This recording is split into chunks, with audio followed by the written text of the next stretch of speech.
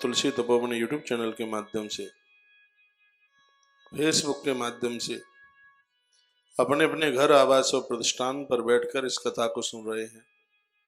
देश के कोने कोने तक नहीं, दुनिया के कोने कोने तक सुन रहे हैं। भारतीय मूल के लोग विश्व धरा पर कहीं भी हैं और यह उनकी विशेषता है कि भारतीय संस्कृति उनके रग रग में भरी हुई है। वहां भी वो अपने देश और धर्म की चर्चा करते हैं। आप बहुत वंदनीय हैं, प्रणाम के लायक हैं। मैं आप सबको कोटि वंदन और प्रणाम करता हूं और ये पूछना चाहूंगा कि आप सब कैसे हैं, एकदम आनंद में हैं। तो सबसे पहले आज सनातन धर्म का एक बहुत बड़ा महापर्व है और ऐसा पर्व है जो वाणी निसृत हुई है भगवान गोविंद के श्री मुख से। वो जाति पंथ सब को बहुत पीछे छोड़ती हुई बहुत ऊपर निकली है और वह वाणी है श्रीमद् भगवत गीता की। गीता में भगवान का एक महावाक्य, ना मेरा कोई प्रिय है ना मेरा कोई अप्रिय है, सब मेरे लिए एक समान है।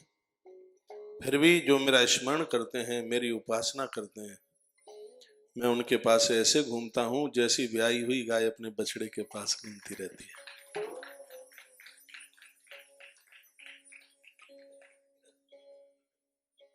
आज का दिन ऐतिहासिक है, अद्वंदनीय है, बहुत बहुत प्रणाम करने के लायक है। सुखी जिंदगी का आधार है गीता। पूज्य ज्ञानानंद जी महाराज जी के 4 वाक्य में आपके बीच में बोल रहा हूं।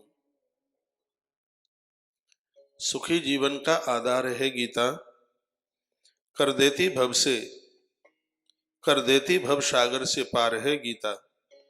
डगमग करे जिसके जीवन की नैया, उनके लिए पतवार है गीता। भगवान श्री कृष्ण जिसके स्वयं वक्ता हैं और धर्मराज युधिष्ठिर जिसके श्रोता हैं। गीता हमें जीना भी सिखाती है और श्रीमद् भगवत गीता हमें मरना भी सिखाती है। महाभारत के भीष्म पर्व के अध्याय नंबर 25 से गीता आरंभ होती है और भगवान श्री कृष्ण ने यह गीता का अद्भुत ज्ञान पार्थ को दिया। पार्थ बड़ा बड़भागी है, भाग्यशाली है। एक आध महीना बात पार्थ और पार्थ के सारथी के ऊपर की जाए तो बात पूरी नहीं हो पाएगी। दोनों का इतना अद्भुत संबंध है। युधिष्ठिर को क्यों नहीं सुनाई गीता, अर्जुन को ही क्यों? और भी तो भीम, नकुल, सहदेव ये सब थे। समर्पण तो नकुल सहदेव का बहुत भारी था कृष्ण के प्रति। महाभारत के युद्ध की तैयारियां हो रही थी, दोनों खेमे में लोग बैठे हुए थे। आज धर्मराज युधिष्ठिर को पहली बार चिंतित देखा जा रहा था। अपने पड़ाव में कुरुक्षेत्र की धरती पर युधिष्ठिर बैठे हैं।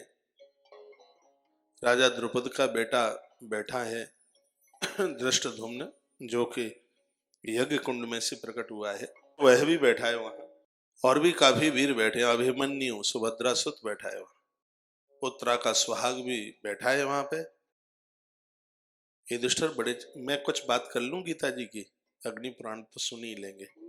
मैंने तो आपको कल बोला है, यदि समय कम पड़ेगा तो हम 2 बार शुरू कर देंगे अग्नि पुराण, फिर भी कम पड़ेगा तो 3 बार शुरू कर देंगे। कहना पूरा कर देंगे, कोई चिंता की बात नहीं है।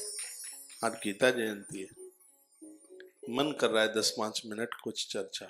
सबने देखा राजा युधि चिंतित हैं, सबकी निगाहें सम्राट के ऊपर थी। उनकी आंखें कुछ डबडबा रही हैं, सजल हो रही। भाई को देख करके अनुज भी बड़े चिंतित हो रहे थे। इतने में भगवान श्री कृष्ण आए।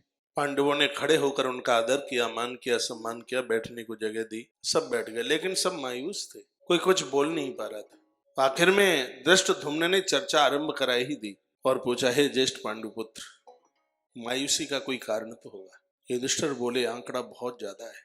11 और 7 का आंकड़ा था। 11 अक्षौणी सेना दुर्योधन के पास और 7 अक्षौणी सेना युधिष्ठिर के पास में थी। तो 4 अक्षौणी सेना का मतलब हो गया, एक अक्षौणी सेना में 2,40,000 2,40,066 लगभग इतने लोग होते हैं एक अक्षौणी से। तो 2,40,666 ऐसा कुछ आंकड़ा है। तो ये तो बहुत बड़ा फैसला हो गया। चिंतित तो होना स्वाभाविक ही था। धर्मराज ने कहा, चिंता की बात यह है, पिता में भीष्म है उधर, गुरुदेव भी तो उधर ही है, कुल गुरु भी उधर ही है, पलड़ा भारी है, समय आने पर सूत पुत्र भी तो युद्ध करेगा। अश्वत्थामा को चिरंजीव का वरदान मिला है, सब बड़े बड़े वीर और योद्धा उधर हैं, कैसे इस युद्ध को जीता जाएगा। मैं आपको निवेदन कर रहा हूं, नकुल और सहदेव का कितना बड़ा विश्वास है ईश्वर के प्रति। सहदेव खड़े हुए, कहा, बड़े भैया आपकी अनुमति हो तो थोड़ा सा मैं बोलूं। युधिष्ठिर ने कहा, अनुज बोलिए। सहदेव ने कहा, बड़े भैया मुझे लग रहा है कि इस युद्ध में विजय हमारी होगी। भीम ने पूछा, अनुज सो कैसे, उनके पास इतने बड़े वीर हैं। सहदेव ने कहा, मंजले भैया दुर्योधन भ्राता के पास बहुत कुछ है, उनके पास तो हस्तिनापुर का राज्य भी तो है, उनके पास कुलगुरु हैं, उनके पास सर्व संपदा है हस्तिनापुर की, इंद्रप्रस्थ भी उनके ही पास है, लेकिन फिर भी विजय हमारी होगी। अर्जुन ने कहा, अनुज बता तो सही हमारी विजय कैसे होगी। सहदेव ने कमाल कर दिया। सहदेव ने कहा, भैया विजय हमारी इसलिए होगी क्योंकि एक चीज हमारे पास है, वो दुर्योधन भैया के पास नहीं है, और उसके सामने तो वो सब फीका है, कुछ है ही नहीं।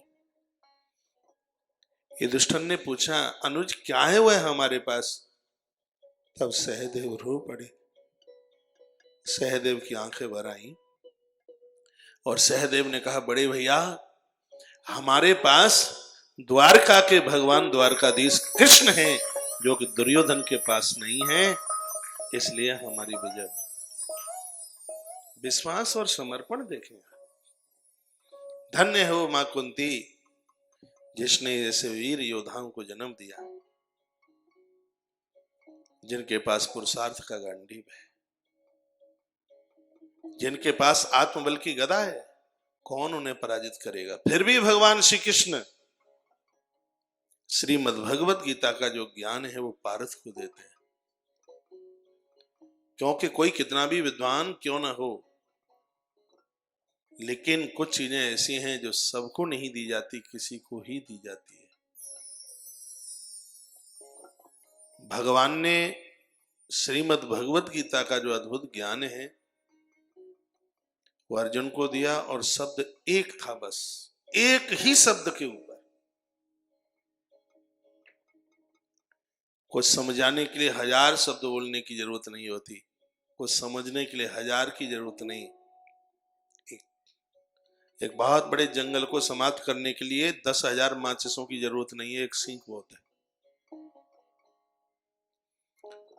आपने पतीले में चावल बनाए हैं तो सभी चावलों को टटोल के नहीं देखा जाता, एक ही देखा जाता है। भगवान श्री कृष्ण ने टटोल लिया अर्जुन को, जिसकी वजह से उसे गीता मिली। क्या था अर्जुन के पास? आप सबको पता है कि युद्ध से पहले दुर्योधन और पार्थ दोनों गए थे द्वारका। शकुनी ने भेजा था उसे। भगवान शयन कक्ष में थे। ये तो राजा का बेटा है ना, सिर के ऊपर खड़ा था, इसको तो पांव छूने में लाज लगती है।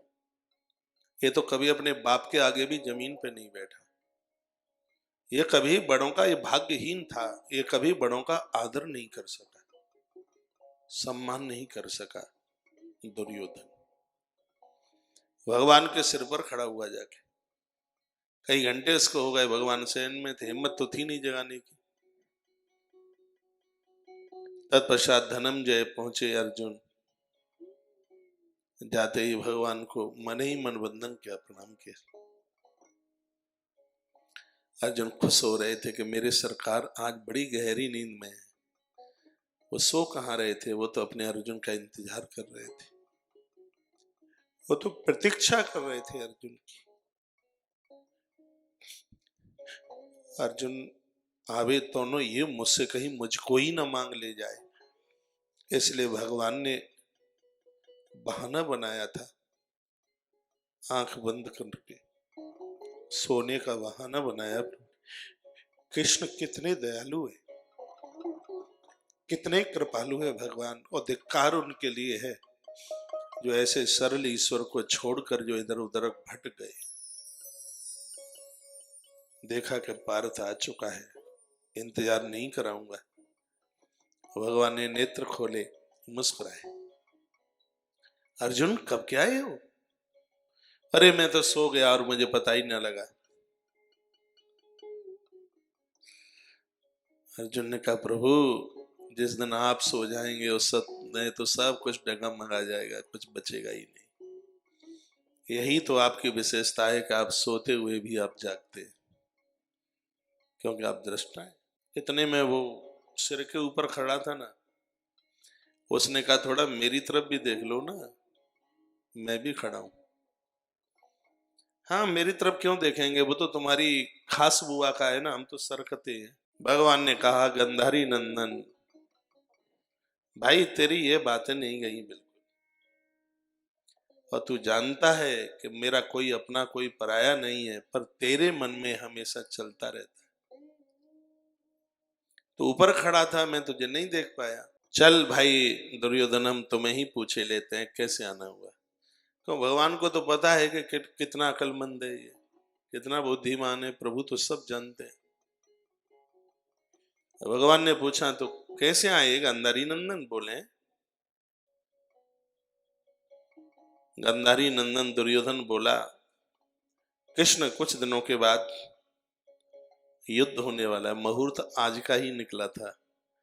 धन्य है यह संस्कृति भारत की, जहां लड़ाई भी पंचांग खोल के की जाती है, मुहूर्त निकाल करके लड़ाई होती है। ऐसा धर्म कहीं नहीं मिलेगा कि भाला उठाने के लिए भी पंचांग खुलवाओ, कहां मिलेगा ऐसा धर्म। आज का दिन था, आज के दिन का चुनाव किया था युद्ध के लिए, इसलिए इसको धर्म युद्ध के नाम से जाना गया। कृष्ण बोले कैसे आना हुआ? इसने प्रलोभन दिया भगवान को, हम तुम्हें सेनापति बनाएंगे, युद्ध होगा। भगवान ने कहा गांधारी नंदन क्या सच में होगा युद्ध? दुर्योधन कहता हाँ युद्ध तो होगा, और हम उसमें आपको सेनापति बनाना चाहते हैं, आपको मेरा सहयोग करना होगा। भगवान को तो पता था ये शकुनी की सब चाल है। प्रभु ने कहा देखिए दुर्योधन, मैं तुझे राजी भी करना चाहूं जिस काम में, वो तू राजी नहीं होगा, क्योंकि मेरी बड़ाई प्रशंसा मेरी गुणवत्ता तुझे कभी ठीक लग नहीं सकती। इसलिए मेरे पास में दो पक्ष हैं। एक पक्ष तो यह है कि द्वारका की नारायणी सेना, और ये तुम जानते हो कि इस समय पूरी दुनिया में नारायणी सेना का तो मुकाबला कोई करने वाला है नहीं। जो सेना ही नारायण की है उसका मुकाबला कौन करे? नारायणी सेना, और उनको संभालने वाले श्री बलराम। एक तरफ तो ये होंगे, लड़ेंगे, युद्ध करेंगे, सब कुछ करेंगे, और हमने तो ये संकल्प ले लिया है कि इस पूरे युद्ध में हम तो हथियार उठाएंगे नहीं, हम तो निहत्थे रहेंगे। हाँ युद्ध को जीतने की प्रक्रिया सब बताएंगे, लेकिन हम युद्ध नहीं करेंगे, हम हथियार नहीं उठाऊंगा मैं दुर्योधन, ये मेरी प्रतिज्ञा है। तो ये मत सोच लेना कि हस्तिनापुर के लोग ही प्रतिज्ञा करना जानते हैं, हम द्वारका के लोग भी कर लेते हैं प्रतिज्ञा। ये हमारी प्रतिज्ञा है कि हम हाथ में हथियार नहीं उठाएंगे पूरे युद्ध में। ये तो खुश हो गया दुर्योधन। भगवान ने कहा तो अब ये तू चुनाव कर ले, अब तू पहले आया है तो अधिकार तो तेरा ही बनता है कि तू निहत्थे कृष्ण को लेना चाहता है या बलराम जी के सहित नारायणी सेना को। तो अकल बस इतनी ही थी उसके पास। उसने कहा कि जब आप हथियार ही नहीं उठाएंगे तो क्या अगरबत्ती जलाएंगे हम तुम्हारे ऊपर? हमें बलराम दे दो नारायणी सेना के सहित, हमें युद्ध में योद्धाओं की जरूरत है। और ये कह करके चला बंदा खुश होके बलराम जी के पास। अर्जुन की गर्दन नीचे थी, आंखें नीचे थी। भगवान श्री कृष्ण बोले, पारथ भाई ये तो सब गड़बड़ हो गया, मुझे तो पता ही नहीं था कि ले लेगा। और देखो सब पता है इनको, पता ही नहीं था कि नारायणी सेना मांग लेगा। मैं तो नियत्ता ही खड़ा रह गया, पता नहीं कैसे मेरे मुंह से निकल गया कि मैं हथियार नहीं उठाऊंगा। मैं निहत्ता रह गया। पारथ मैं तुम्हें कुछ नहीं दे सका, अब क्या दूं तुम्हें, तुम भी तो मन लेके आए थे। अर्जुन ने कहा, सरकार आपके चरणों का भक्त हूं, आपका दास हूं। यह आप जानते हैं, मेरे मुख से निकली हुई हर श्वास के ऊपर नाम आपका, नाम आपका होता है। हे केशव, इस धरती के ऊपर आपके सिवाय हमारा और कौन हो सकता है। हमें अपने स्वयं से ज्यादा भरोसा गोविंद आपके ऊपर है। हम तो वह अनाथ हैं जिनको पिता का वात्सल्य नहीं मिला। सर्व प्रकार से आपने गोविंद हमें संभाला है। और आपने अभी अभी एक शब्द कहा,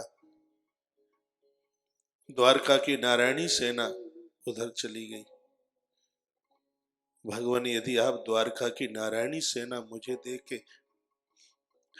और इसे युद्ध में मुझे विजय भी दिलवा देते, आप मेरे संग नहीं होते तो मैं आई हुई विजय को भी पराजय के रूप में ही समझता, मैं उसको विजय नहीं मानता। हे गोविंद, आपके चरणों में प्रार्थना है, मुझे नारायणी सेना नहीं चाहिए, मुझे द्वारका का नारायण चाहिए। आप मेरे पास में हैं तो मेरी पराजय भी हो जाएगी तो उसको मैं अपनी विजय समझूंगा। सरकार मेरे रथ की बागडोर संभाल लेना बस। अब सौंप दिया इस जीवन का सब भार तुम्हारे हाथों में। मुझे कहां चलना है, मुझे कहां नहीं चलना है, बस यह मेरा मार्ग प्रशस्त आप करते रहिएगा। मुझे आपके अलावा कुछ नहीं चाहिए, मुझे तो आपके अलावा मुझको अपने की भी मुझे जरूरत नहीं है। तो भगवान ने विचार किया कि ऐसा शरणागत भक्त कहां मिलेगा। सिर्फ यही एक शब्द था, इस शब्द की वजह से भगवान ने कुरुक्षेत्र के मैदान के केंद्र बिंदु पर, उस दिन रविवार पड़ा था, सूर्य साक्षी थे, यही एकादशी थी, मोक्षदा एकादशी। चुनाव किया था पितामह भीष्म और कृष्ण ने। इस दिन आरंभित होने वाला यह युद्ध जो मौत को प्राप्त होंगे, भगवान ने सोचा कि इतना बड़ा शरणागत कौन हो सकता है। भगवान के हृदय को पारथ ने, अर्जुन ने जीत लिया। और यही वो एक मर्म से भरा हुआ शब्द था, मुझे कृष्ण आपके अलावा कुछ नहीं चाहिए। और भगवान तो ब्याई हुई गाय की तरह, जैसे वो बछड़े के पास घूमती है ना, भक्त के पास ऐसे घूमते हैं। कोई ऐसी शरणागति तो हो किसी के पास। भगवान को कोई पार्थ सारथी कहे तो बड़े खुश होते हैं। ये कोई बात है कि स्वामी सारथी बन रहा है, मालिक नौकर बन रहा है। परमात्मा भाव विभोर हो गए, युद्ध की संपूर्ण तैयारियां हो गई। भगवान वेद व्यास आए थे धृतराष्ट्र के पास, बहुत कुछ उल्टा पुल्टा किया, धूर्त शब्द तक प्रयोग किया शब्द, लेकिन इसके ऊपर कोई फर्क नहीं पड़ा। कहा कि तू पूरे कुनबे को अपने सामने मरते हुए देखेगा, ये ठीक रहेगा तुझे? बोलता है कि दुर्योधन मेरी बात नहीं मानता। भगवान व्यास ने कहा कि इसको प्राण दंड मृत्यु दंड दिया जाए, लेकिन वो तो मोह से ग्रसित था। और याद रखना, जिस समय इस धरती की सत्ता गूंगी और बहरी अंधी हो जाएगी, उस समय हालात यही हो जाएगी। हस्तिनापुर की गद्दी पर जो बैठा हुआ था वो अंधा ही नहीं, वो बहरा भी था, वो सुनता भी नहीं था किसी की। यदि कोई उसको अच्छी बात कहता था तो उसको चुभती थी बात। और जब देश की सत्ता ठीक बात न सुने, जनता की प्रजा की बात न सुने जो सत्ता, तो देश का पनिया ढार हो जाए। भगवान व्यास ने इसको समझाया, यह मानने को तैयार नहीं हुआ। तो भगवान व्यास बोले, वेद व्यास बोले, तो तुम आंख लोगे, मैं तुम्हें आंख देता हूं जिससे तुम अपनों का सर्वनाश देख सकते हो। ये धृतराष्ट्र को बोले, भगवान व्यास बोले धृतराष्ट्र को। भीष्म पर्व में कथा थी, मैं आंख देता हूं तुम्हें, और ये अपनों का सर्वनाश, अपने बच्चों को तुम मरते हुए देखे। तो बोलता है कि जिन बच्चों को मैंने खेलते नहीं देखा, ऐसा मत कीजिएगा, मैं उनको मरते कैसे देख सकता हूं। वो आंखें उसके सारथी को दी गई, संजय को। भगवान व्यास ने वो आंखें संजय को दी, और संजय उस समय के पात्रों में बड़ा बड़भागी था। एक शब्द तो इतना अद्भुत लास्ट में बोला है संजय, मैं निवेदन करूंगा, जहां गीता विश्राम लेती है, लास्ट के श्लोक से एक श्लोक पहले का है। सेना सज चुकी थी चारों तरफ से। महाभारत भीष्म पर्व अध्याय 25। और मैं हमेशा ये कहता हूं, अधर्म के ऊपर फिर भी धर्म भारी होता है। कितना भी अन्यायी हो धृतराष्ट्र, कितना भी मोह से ग्रसित हो धृतराष्ट्र, लेकिन जहां गीता आरंभ होती है उसके मुख से भी धर्म शब्द निकला है। और आप यदि गीता पढ़ते हैं तो आपको पता होगा, धृतराष्ट्र उवाच, धृतराष्ट्र बोला, क्या बोला कि धर्म क्षेत्रे कुरुक्षेत्रे समवेतायुयोत्सव माम का पांडवा शैव किम कुर्वत संजय। हे संजय, धृतराष्ट्र बोले, हे संजय, धर्म भूमि कुरुक्षेत्र में, कुरुक्षेत्र इनके पूर्वजों की है, देवराज इंद्र ने वरदान में दिया था। यहां जो भी कोई मौत को प्राप्त होगा, चाहे युद्ध करके चाहे यज्ञ करके, कैसे भी मौत को प्राप्त होगा, उसकी मुक्ति होगी। कुरुक्षेत्र को यह वरदान था। इसलिए सोच विचार करके इस जगह पर युद्ध के लिए प्रस्तावना पारित की गई थी। और पितामह भीष्म ने यह प्रस्ताव भगवान के सामने रखा था। भीष्म ने कहा था कि निश्चित रूप से धृतराष्ट्र के कुनबे की मौत होगी, अन्यायी है, अपराधी है, इसलिए केशव, आखिर में मैं पितामह तो उनका भी हूं, इतना तो आप कर दीजिए। मुझे याद है, मैंने इतिहास में यह पढ़ा है कि कुरुक्षेत्र की धरती को हमारे पूर्वजों को मिला हुआ वरदान, यहां मरने वाला व्यक्ति स्वर्ग को प्राप्त होता है, वह मुक्त होता है। तो युद्ध का प्रस्ताव भगवान ने पास कर दिया था कुरुक्षेत्र के लिए। तो वहां यजन हुए थे, वहां यज्ञ हुए थे। इस बात को यह भी जानता था, धृतराष्ट्र को पता था। और देखिए, मोह के गड्ढे में डूबा हुआ है, ये भी कुछ बोलता है, ये जानता है, इसलिए इसने समझ लिया है। ये जानता था उस क्षेत्र को, इसने धर्म क्षेत्र कहा। क्या कहता है, धर्म क्षेत्रे कुरुक्षेत्रे। धर्म से इसके मुख से आवाज, बहुत गहरी बात है। गीता धर्म से आरंभ हो रही है। गीता में कोई अन्याय नहीं है, अपराध नहीं, एक एक शब्द अनमोल है। श्रीमद् भगवद गीता का सब कुछ समाया हुआ है। इसको तो जो भी पढ़े, अब्दुल कलाम गीता की बहुत महिमा गाते थे। डॉक्टर साहब अब्दुल कलाम, मुसलमान ऐसे हो तुम प्रणाम करने को तैयार है। रहीम रस खान जैसे अब्दुल कलाम, अद्भुत महापुरुष, संतों के प्रति अनूठी श्रद्धा थी उसकी। बहुत कुछ बढ़िया, गीता का बड़ा अभिवादन, मान और सम्मान इस महापुरुष ने किया। तो धृतराष्ट्र ने क्या कहा, हे संजय, धर्म भूमि कुरुक्षेत्र में इकट्ठित हुए जो योद्धा हैं, वहां पर जो योद्धा हैं, यह बताइए, जो युद्ध की इच्छा से वहां पर जो प्रकट हुए हैं, खड़े हुए हैं, वहां पर यह बताइए मेरे और पांडु के पुत्रों ने क्या किया, यही इसके विनाश का कारण है। दुर्योधन को मेरा पुत्र कहा, स्पष्ट लिखा है माम कहा पांडवाशैव शब्द लिखा है, माम कहा मेरे। ये इसके अंदर जो भेद बुद्धि थी यही धृतराष्ट्र का चौपट कर गई। नहीं तो ग्रंथ ये कहता है कि भाई के बच्चे अपने ही होते हैं। हाँ, भाई का बेटा अपना होता है, भतीजा बेटा नहीं बेटे से ज्यादा होता है।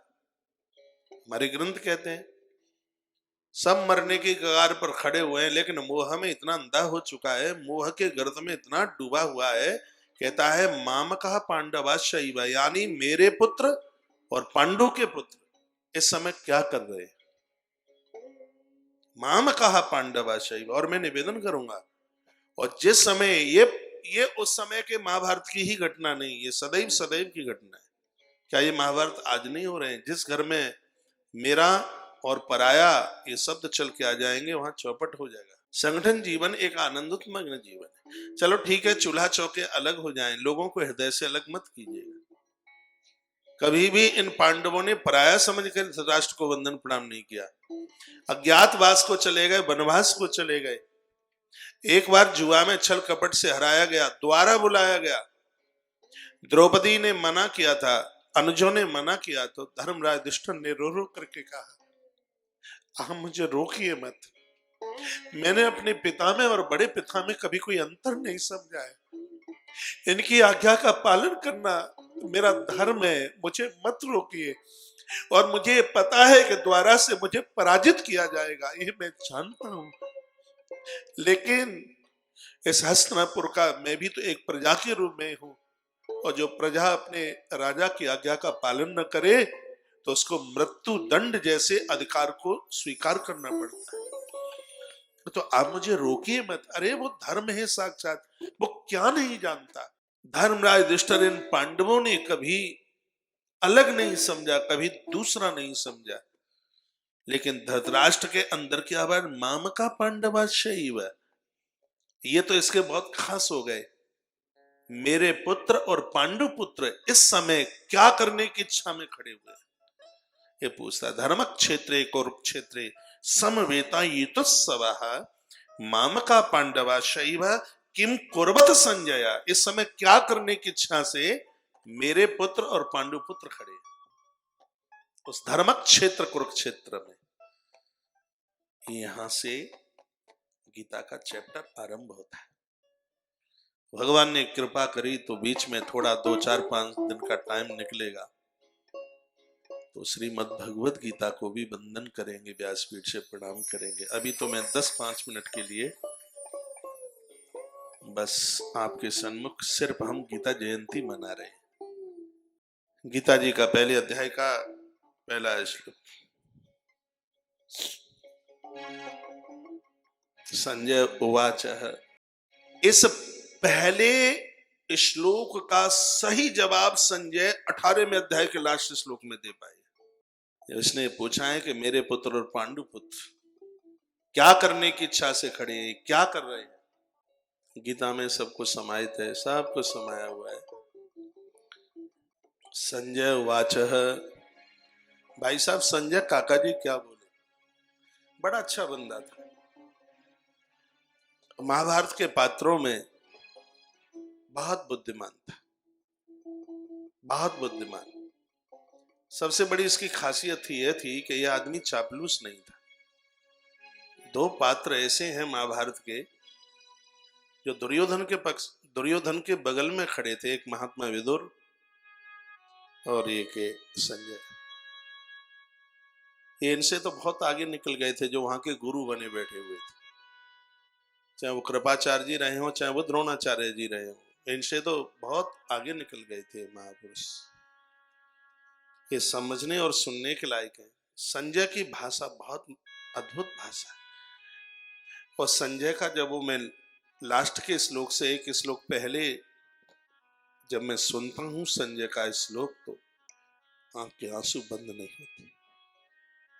जो संजय ने जो धृतराष्ट्र को जो कहा है वो बड़ी अद्भुत बात और बहुत भारी वंदनीय बात कहती। इस पहले प्रश्न का जवाब संजय ने लास्ट में जाके 699 नंबर का श्लोक है गीता जी का। संजय बोले कि उस समय राजा दुर्योधन ने जो व्यूह रचना के युक्त पांडवों की जिस सेना को देखा, उसको देखते ही यह दुर्योधन गुरुदेव द्रोणाचार्य के पास पहुंचा। द्रोणाचार्य के पास पहुंचा तो ऐसा लगता है कि ये चर्चा उस समय की तो नहीं थी जब घायल भीष्म हो गए हों, नहीं तो उसको भीष्म के पास जाना चाहिए था। दुर्योधन द्रोणाचार्य जी के पास पहुंचा तो इसका मतलब है ये युद्ध का 10वां दिन आरंभ हो चुका था जब ये चर्चा हुई है। तब जो भगवान, यही तो गीता में समझने की बात है। जो आगे जो भगवान श्री कृष्ण का जो ज्ञान वर्धक जो अर्जुन के साथ संबंध हुआ है वो तो आरंभ का है, युद्ध होने से पहले का है। लेकिन जो आप ये चर्चा सुन रहे हैं, ये चर्चा मुझे लगती है 10वें दिन की है, क्योंकि आचार्य के पास पहुंचा है। यदि आचार्य तो सेनापति तब बने हैं जब वो पिता में हट गए थे, युद्ध से घायल हो चुके थे। तो इसमें तो ये लिखा है आचार्य मुपसंगम्य राजा वचनम ब्रवीत। जब वो सेना सजी हुई थी और मुझे ऐसा लगता है ये धर्म क्षेत्र शब्द निकला था धृतराष्ट्र के मुख से, ये इसलिए निकला होगा कि ये समझ गया होगा कि काल भी जिसका सामना ना कर पावे, और आज उस युद्ध में पितामह भी घायल हो गए। तो इसका मतलब है कि धर्म चौकन्ना होकर पांडु पुत्रों के साथ खड़ा है। और जब हमारे जीवन का धर्म ही निकलकर दूसरी जगह चला जाएगा तो जीव वहां माम का ही शब्द बोलेगा, वो मेरा ही मेरा निकलेगा उसके अंदर से। जब धर्म ही उसके पास नहीं है तो वह तो फिर मोह में सनी सनाई बातें ही बोलेगा। संजय ने कहा दृष्टात पांडवानीकम व्यूढ़म दुर्योधनस्तदा आचार्यमुपसंगम्य राजा वचनम ब्रवीत। हे राजन, धर्मराज की सेना को सजे हुए देख करके, एक व्यूहाकार रचना में देख करके ये बौखला गया और ये सीधा आचार्य के पास पहुंचा, द्रोणाचार्य गुरु जी के पास पहुंचा। राजा वचनम ब्रवीत, और ये जाकर के कुछ बोला। क्या बोला? तीसरा श्लोक है कि पश्यताम पांडुपुत्राणाम आचार्यम महती चमू। आचार्य गुरुजी देखो, पांडवों की सेना को देखो। ये बोलता है गुरुजी को। क्या गुरुजी की आंखें बंद थी? क्या गुरुजी को दिखाई नहीं दे रहा था कि ये सब सेना ये ऐसे खड़ी है? तो इसको बताने की क्या जरूरत है? ये एक व्यंग कस रहा है, और याद रखना उसको पराजय का मुंह देखना पड़ेगा जो गुरुजनों के सामने व्यंग कसेंगे। इसका जाना गुरु के पास ठीक था, जाना चाहिए था। युद्ध के आरंभ में युधिष्ठिर भी तो गए थे, लेकिन इसके जाने में और युधिष्ठिर के जाने में बहुत भारी अंतर है। आप ग्रंथ पढ़े, महाभारत पढ़िए। जब ये युद्ध आरंभ हो रहा था तो धर्मराज युधिष्ठिर भी गए थे। उन्होंने अपना रथ छोड़कर धर्मराज युधिष्ठिर पहुंचे, पितामह के सामने हाथ जोड़े। पितामह रथ से नीचे उतर के आए, लंबे होकर के युधिष्ठिर चरणों में गिर पड़े। तो पितामह ने कहा यशस्वी भव, मेधावी भव, विजयी भव। युधिष्ठिर को खड़ा किया। युधिष्ठिर ने कहा पितामह, मैं विजय का आशीर्वाद लेने के लिए नहीं आया हूं। पितामह, मैं आपसे युद्ध की आज्ञा मांगने के लिए आया हूं। धिक्कार है हमारे लिए।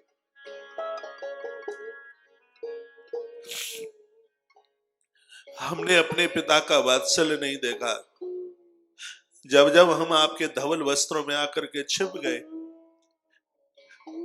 हम उस बात को भूल चुके थे कि हम पिता के विहीन नहीं। पिता का वात्सल्य पितामह आपकी गोद में मिला है। धिक्कार हमारे लिए, और आज हम आपके ऊपर वार करने के लिए जाएंगे। मैं आपसे मांगने के लिए आया हूं, मेरा भाला अर्जुन का गांडीव और भीम की गदा आपकी तरफ आवे, उस समय हम भाई पार्थिव हो जाए। बिल्कुल पितामह, हम आपसे युद्ध नहीं कर पाएंगे। पितामह, हम आपसे युद्ध नहीं हमें नहीं चाहिए राज्य पितामह, हमें नहीं चाहिए सब। पितामह मुझे आप विजय होने का आशीर्वाद मत दीजिए। आज पितामह ने युधिष्ठिर को अंक में भर लिया और कहा, विजयी बाबा, कहा युधिष्ठिर तुम बड़भागी हो, तुम्हारे पास भीम अर्जुन नकुल और सहदेव जैसे भाई हैं। सूर्य का संग तेज छोड़ सकता है, धरती का साथ क्षमा का गुण छोड़ सकता है, ब्राह्मण का संग उसका संतोष छोड़ सकता है, क्षत्रिय का संग उसका शौर्य छोड़ सकता है, समुद्र का संग उसकी गंभीरता छोड़ सकती है, लेकिन युधिष्ठिर तुम्हारा संग तुम्हारे भाई कभी नहीं छोड़ सकते, ये मैंने देखा।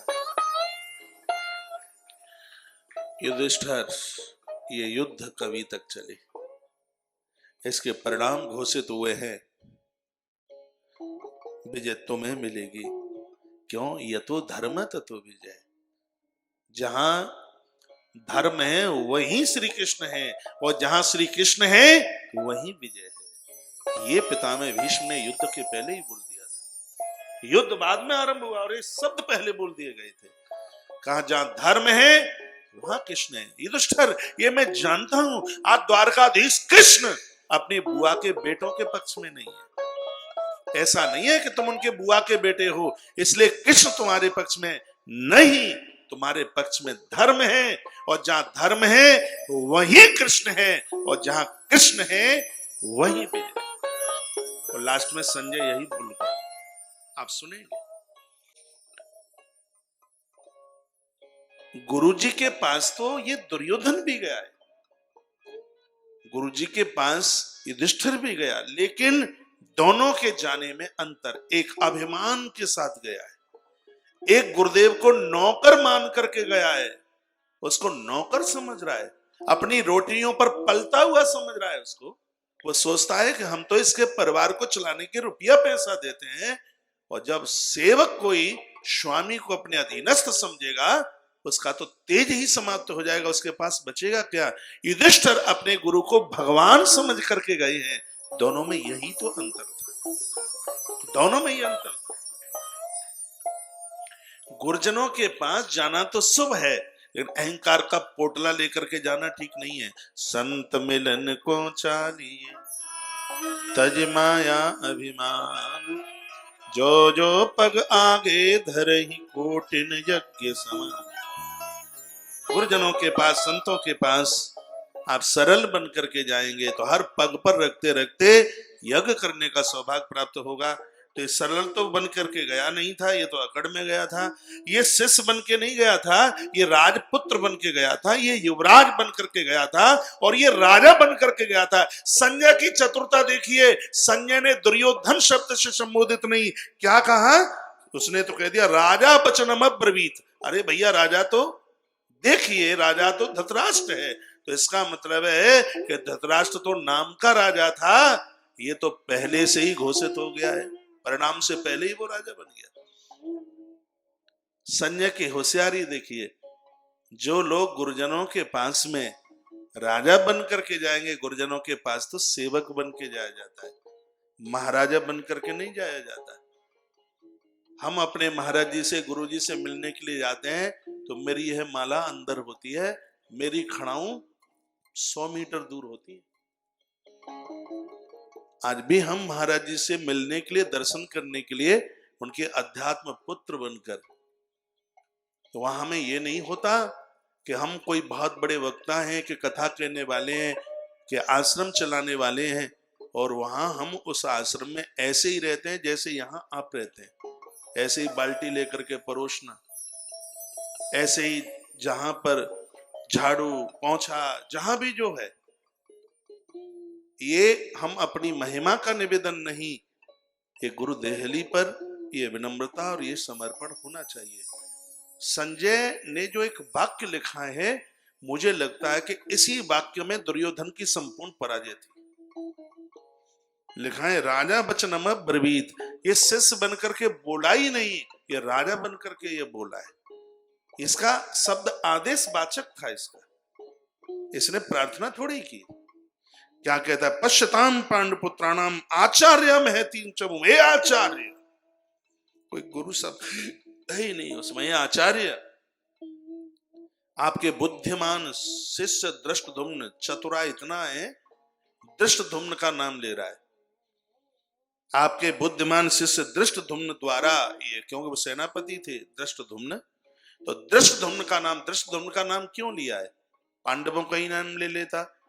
वो इनका खून खोलाना चाहता है, क्या ये उसी बाप का बेटा है जिससे तुम्हारी दुश्मनी है?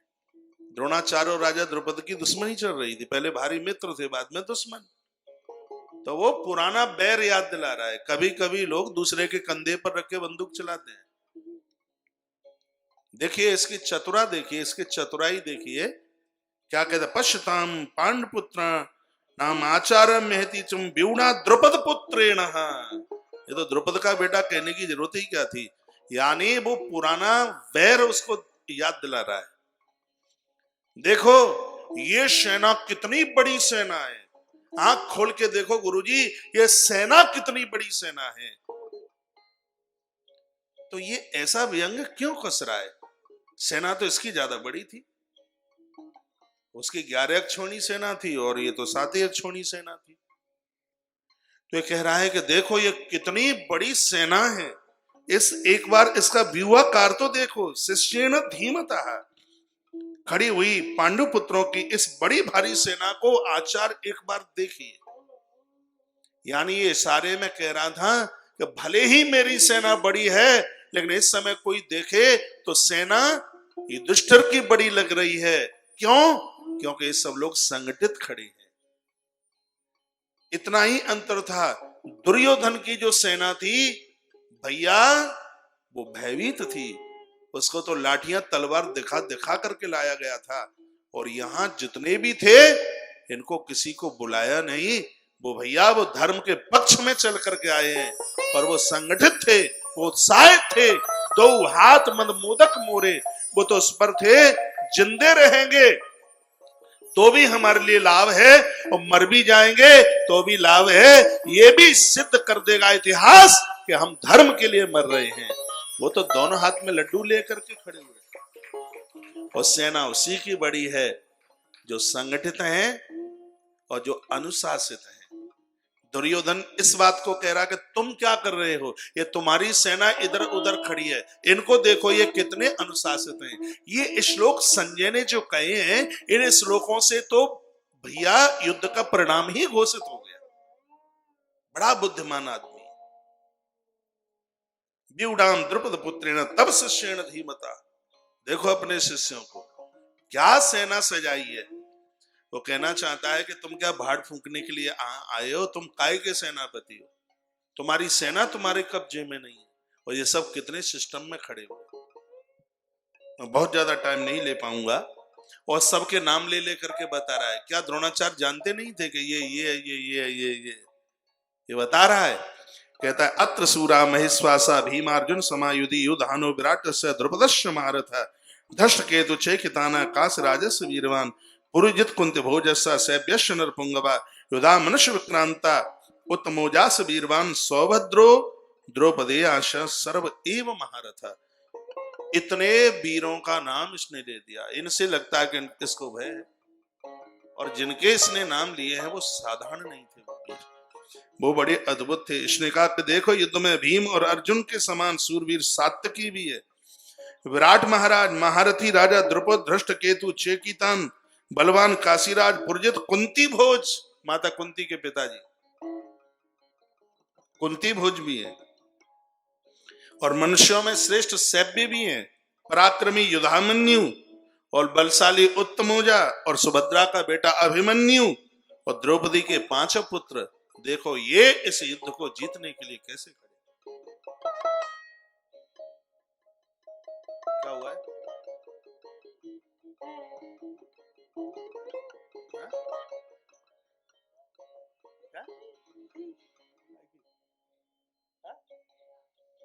हाँ, बाहर भंडारा चल रहा है, एक बार करवा देना, भेज दो किसी को। बोलिए बांके बिहारी लाल की जय हो। श्री हनुमान जी महाराज की जय हो। जय जय श्री राधे जय जय श्री राधे जय श्री जय। राधे श्याम।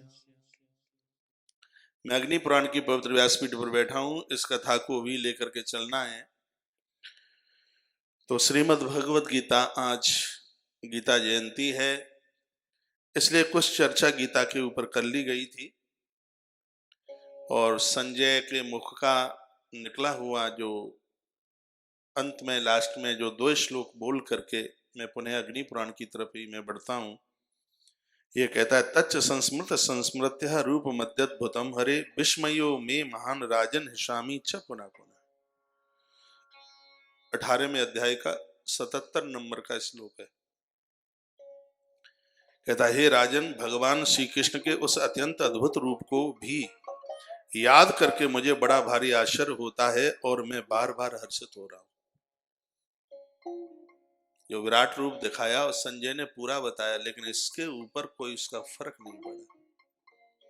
संजय कहता है कि मेरी आंखों में बस वही रूप घूमता है, और जिसने पूरी श्रीमद् भगवत गीता सुन ली है वो यही वाक्य बोलेगा।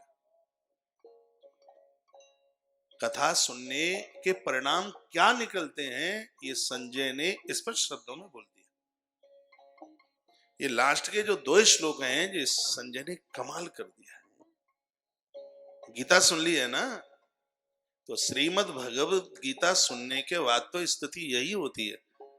क्या कहता है, संजय के अंदर आह्लाद हो रहा था। आप कथा सुनते हैं, कभी रोते हैं, कभी हंसते हैं, कभी नाचने का मन करता है। ये संसार के सुखों से तो ये बहुत उठ करके, हट करके, बहुत ज्यादा हटके, जो आह्लाद जो अंदर से आता है, उसका मुकाबला संसार की कोई वस्तु कर ही नहीं सकती। और श्रीमद् भगवत गीता सुन करके, और ये संजय उसी श्रेणी पर पहुंच चुके थे। संजय के भीतर एक आह्लाद तो उमड़ उमड़ करके, उछल उछल करके ये प्रीति जाहिर कर रहा था। क्या कर रहा था, वो 2 बातें इसके सामने रख रहा था। वो बोल रहा था कि जीव जब अर्जुन बन जाता है तब परमात्मा उसका सारथी बन जाता है, और जब कोई जीव अर्जुन बन जाए और परमात्मा उसका सारथी हो जाए, राजन, एक तो तुम्हारे पुत्र की बात क्या है, पूरी सृष्टि भी उसका सामना करने को आए तो वो निष्फल हो जाएगी, कुछ नहीं कर पाएगी। विस्मयो में महान राजन, इसको आश्चर्य हो रहा था, इतनी घटनाएं घटी और ऐसे ईश्वर को तुम नहीं समझ पाए। इसको ये आश्चर्य हो रहा था। ये बात हमारे और आपके लिए, ऐसे परमात्मा के चरित्र हम सदियों से सुनते सुनते आ रहे हैं, फिर हम बोके बो ही रहते हैं। संजय कहता है कि प्रभु चरित्र सुनने के बाद तो जीवन में बदलाव आ जाना चाहिए। संजय का एक अंतिम श्लोक और सुन लीजिए, फिर मैं अग्नि पुराण की तरफ चल रहा हूं। बहुत प्यारा श्लोक है ये। मुझे और आपको सिर्फ कंठस्थ ही नहीं, हमारी धमनियों में होना चाहिए। पूरा देश सुन रहा है इस व्यासपीठ को।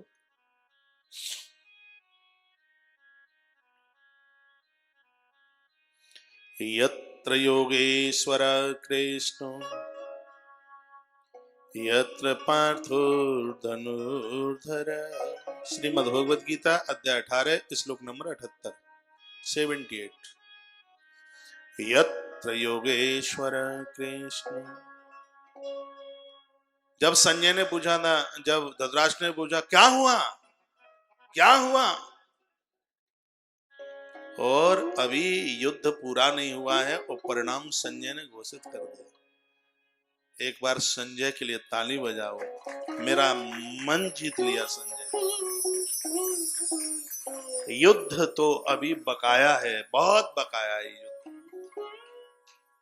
और इस भगवत भक्त ने बिना चापलूसी के, बिना लीपापोती के, और ऐसा शब्द कह दिया है जो आनंद देने वाला था। अब वो ना सुधरा तो कौन क्या करे। बाबा तुलसी ने सुंदरकांड के दोहा नंबर 37 में एक बड़ी सुंदर बात कही थी कि 3 लोग चापलूस होंगे तो सब समाप्त हो जाएगा। सच वेद गुरु 3 जो प्रिय बोले भय आस। सलाह देने वाला चापलूस हो जाए। संजय चापलूस नहीं था, ये इसकी बड़ी विशेषता थी। और हस्तिनापुर नरेश के सामने कोई इतनी बड़ी बात कह दे तो ये बात साधारण नहीं थी, बहुत बड़ी बात थी। क्या कह दिया? कहा कि राजन मुझे अचंबा हो रहा है। इसमें ही तो लिखा है विस्मयो में महान राजन स्वामी च पुनः पुनः। वो क्या अचंबा था, क्या आश्चर्य था? वो आश्चर्य यह था कि मुझे आश्चर्य यह हो रहा है जिस अर्जुन के सारथी द्वारकाधीश बन चुके हैं तो भी अभी तुम अपने पुत्रों की विजय की आस लगाए हुए हैं। मुझे यह अचंबा हो रहा है, मुझे आश्चर्य हो रहा है, मुझे अचंबा हो रहा है। विस्मयो में महान राजन स्वामी च पुनः पुनः। ये आश्चर्य हो रहा है। मुझे आश्चर्य यह हो रहा है कि कृष्ण की तो रिश्तेदारी से तुम जुड़े हो, क्या तुम्हें यह नहीं पता कि वह कृष्ण है जिस कंस का सामना करने वाला कोई था नहीं धरा पर, उसको परास्त इन्होंने किया। वो जरासंध को कौन, जरासंध का मुकाबला कौन करने वाला था, लेकिन जरासंध की एक नहीं चली। और ये सब इतिहास सुनकर और पढ़कर के भी और महामूर्ख बने हुए बैठे हो। ये सब समझने के तत्पश्चात भी मुझे आश्चर्य यह हो रहा है कि दुनिया का ये पहला बाप है जो अपने पुत्रों को मरना देखना चाहता है। मुझे इस बात का आश्चर्य हो रहा है। ये पहला बाप है इस पूरी दुनिया का जो अपने बेटों की मृत्यु को रोकने के लिए कुछ नहीं कर रहा है। मुझे अचंभा हो रहा है, मुझे आश्चर्य हो रहा है। विस्मयो। और तत्पश्चात जो लास्ट का श्लोक बोला है, हम और आप जैसे लोग तो संजय की बात मान लेते। जो संजय ने जो अंत में जो बात कही, यत्र योगेश्वर कृष्ण यत्र पार्थो धनुर्धर तत्र श्री विजयोर्भूति ध्रुवा नीतिर्मतिर्। इस श्लोक में कहा, गीता के इस ऐतिहासिक श्लोक का चिंतन लोगों ने किया, लोगों ने इसके ऊपर पीएचडी की है। इस श्लोक के ऊपर बड़े बड़े शोध किए गए और इस श्लोक को तो कर्म कांड की पूजा में जोड़ दिया गया। जो यह श्लोक है, जो ये बोला जा रहा है, संजय के मुख की निकली आवाज, तो गणेश पूजन से पहले कर्म कांड में कुछ श्लोक बोले जाते हैं। गणेश स्तवन के, गणेश स्तुति के, शांति श्लोक भी कुछ हैं और उसमें इसको जोड़ दिया गया। तदेव लग्नम सुदिनम तदेव तारा बलम चंद्र बलम तदेव। ये 14-15 श्लोक हैं, उसमें ये श्लोक जोड़ दिया गया। यत्र योगेश्वरः कृष्णो यत्र पार्थो धनुर्धर तत्र श्री विजयोर्भूति ध्रुवा नीतिर्मतिर्मम। यानी संजय ने दो टूक बात करके है बता दिया गया। ये कह दिया कि इस धरती पर जब जब कोई जीव अर्जुन भगवान कृष्ण को अपना सहायक बना लेगा, भगवान कृष्ण के चरणों में जाकर के खड़ा हो जाएगा, तब तब उस अर्जुन को इस धरती पर कोई जीतने वाला पैदा नहीं होगा, नहीं होगा, नहीं होगा। ये संजय ने कह दिया।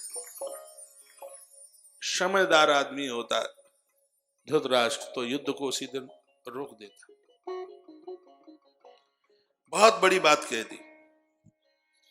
अब यह बात हमारे और आपके ऊपर घटे आज के समय में, तो सीधी सी बात है कि अर्जुन जीव है और गांडीव उसका पुरुषार्थ है।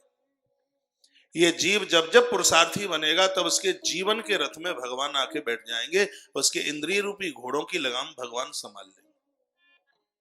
जीव पुरुषार्थी बने। अर्जुन है जीव, गांडीव है उसका पुरुषार्थ। और जब यह जीव पुरुषार्थी बनता है तब रथ क्या है? रथ जिंदगी है, जीवन है रथ। जिंदगी के रथ पर स्वयं भगवान सवार होते हुए अर्जुन के रथ में 10 घोड़े लगे हैं। ये 10 इंद्रियां ही तो 10 घोड़े हैं, 5 ज्ञानेंद्रिय, 5 कर्मेंद्रिय। और जब जब आप पुरुषार्थ में जीवन जियोगे तब तब परमात्मा तुम्हारे जीवन के रथ में बैठकर तुम्हारी इंद्रिय के घोड़ों को संभाल लेगा। और जिसके इंद्रिय रूपी घोड़ों को परमात्मा ने संभाला है, भैया बेकार उसके ऊपर हावी नहीं हो सकते।